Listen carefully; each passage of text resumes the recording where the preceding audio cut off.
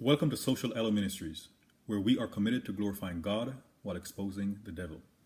The military has a term called mission creep, and that is when you have an assignment, but you kind of get off the objective and you start doing other things.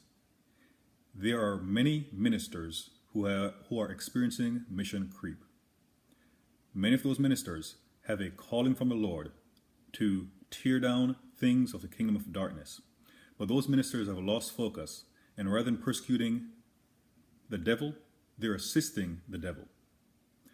We see this in 1 Samuel 23. Saul was the king of Israel. His primary responsibility was one of his responsibilities was to defend Israel against the enemies. For example, the Philistines. But throughout the first book of Samuel, we see that Saul was spending a lot of time and effort persecuting David. David was a righteous man, a man of God. The Lord had anointed David to be Saul's successor. That wasn't going to change. But Saul developed an unhealthy, in a sense, addiction to persecuting David.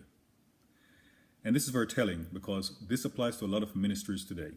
In 1 Samuel 27, we see that after Saul had heard that David was in a location, he went after David. And because he went after David, this is what happened. But there came a messenger unto Saul, saying, Haste thee, and come, for the Philistines have invaded the land. In some cases, because those ministers are focused on the wrong things, they have opened a door for the enemy to come in.